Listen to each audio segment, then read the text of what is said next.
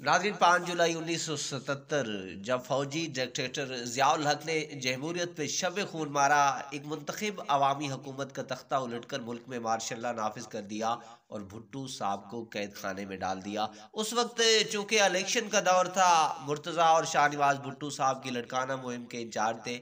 भुट्टो साहब ने अपने दोनों बेटों को पैगाम भेजा कि आप बाहर निकल जाओ, क्योंकि वो उन जर्नल्स की नीयत भांप चुके थे। शाहनवाज ने कहा कि आप सुलाखों के पीछे और हम आपको ऐसी हालत में छोड़कर नहीं जा सकते। तो भुट्टो साहब ने उनको तसल्ली देते हुए कहा कि आप जाएं और बाहर रहकर जदोजहद करें और आलमी राय आमा हमवार करें। भुट्टो साहब के हुक्म के मुताबिक दोनों भाई बाहर चले गए। उनकी कोशिशों से शाह खालिद, कर्नल कज़ाफ़ी, यासिर अरफात और बेशतर इस्लामी ममालिक के सरबराहान ने जनरल ज़ियाउल हक पे दबाव डाला कि भुट्टो को फांसी नहीं देनी चाहिए, जिस पर ज़िया उनसे वादा करता रहा। भुट्टो बिरादरान इन आलमी रहनुमाओं को बावर कराया कि ज़िया झूठा मकार है, वो वादा खिलाफी करेगा, जिस पर शाह खालिद ने कहा अगर ऐसी बात है तो ज़िया को खाना काबा बुलाकर अल्लाह के घर को गवाह बनाकर वादा लेंगे।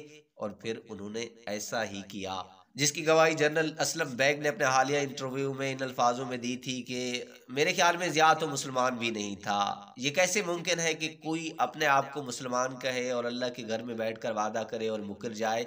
उसने अल्लाह के घर में बैठकर शाह खालिद, कर्नल कज़ाफ़ी और यासिर अरफात के सामने ये वादा किया कि मैं भुट्टो को फांसी नहीं दूंगा, जिस पर उन रहनुमाओं ने उनसे कहा कि हो सकता है कि भुट्टो तुम्हारा दुश्मन हो, लेकिन वो हमारा दोस्त है और मोहसिन है। आप उसे फांसी की बजाय मुल्क बदर करके हमारे हवाले कर दें, हम उसे ताहियात अपने पास रखेंगे। भुट्टो साहब की फांसी की खबर जब बीबीसी से नशर हुई, उस वक्त ये दोनों भाई लंदन के एक फ्लैट में मुकीम थे।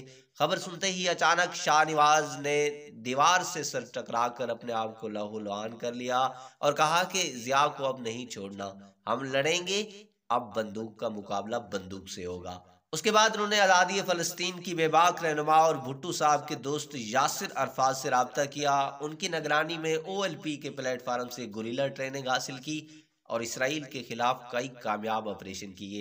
ऐसे ही एक कामयाब ऑपरेशन के बाद यासिर अरफात ने तारुफ कराते साथियों से पूछा, जिनके साथ आपने ये मार्का सर किया है, ये कौन है, क्या आप इन्हें जानते हो?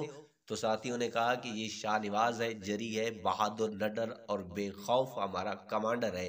उस पर यासिर अरफात ने कहा कि इसके अलावा इनके मुतालिक जानते हो? तो उन्होंने नफी में सर हिलाया। तो जवाबन यासिर अरफात ने जब उन्हें बताया कि ये हमारे मोहसिन दोस्त और शहीद वजीर आजम जुल्फ़िकार अली भुट्टो के फर्जंद हैं। इन कार्रवाइयों के बाद ज़िया शाहनवाज के खौफ पे मुब्तला था कि न जाने कहाँ दबोच लिया जाऊं। ज़िया ने साजिशें जारी रखी और बलाखिर शाहनवाज की बीवी के जरिए शाहनवाज को एक मुहलिक जहर का इस्तेमाल करते हुए 18 जुलाई 1985 को फ्रांस के शहर केन्स में रात के वक्त घर के अंदर कत्ल कर दिया गया। याद रहे, शाहनवाज भुट्टो और मीर मुर्तज़ा भुट्टो ने जलावतनी के ही ज़माने में अक्टूबर 1981 में अफगान वजारत खारजा के एक आला अफसर फसीउद्दीन की बेटियों रिहाना और फौजिया से शादी की थी। रिहाना ने एक बेटी सस्सी भुट्टो और फौजिया ने फातिमा भुट्टो को जन्म दिया। शाहनवाज भुट्टो अपनी अहलिया रिहाना के हमरा फ्रांस के सैली शहर में खूबसूरत फ्लैट में मुकीम थे। आम ख्याल है कि उनके अपनी बीवी से ताल्लुकात इंतहाई कशीदा थे। इन कशीदा ताल्लुकात का जिक्र फातिमा भुट्टो ने अपनी किताब में भी किया। शाहनवाज भुट्टो की लाश को फ्रांसीसी हुकाम ने अपनी तहवील में ले लिया और कोई एक माह बाद उनके वर्षा के हवाले किया।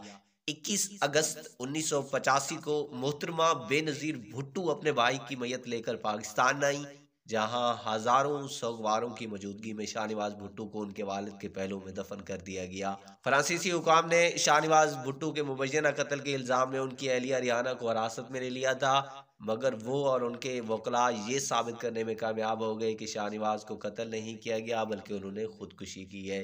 बाद अज़ां मुख्तलिफ सवाल और जवाब पूछ गछ के बाद रिहाना को सफ़र की इजाज़त दी गई और कुछ ही अरसे बाद वो बेटी सस्सी भुट्टो के हमरा अमेरिका मुंतकिल हो गई थी।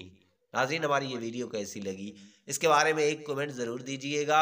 हाँ, अगर अभी तक आपने हमारा चैनल सब्सक्राइब नहीं किया तो प्लीज़ इस वीडियो को लाइक और चैनल को सब्सक्राइब करना ना भूलिएगा।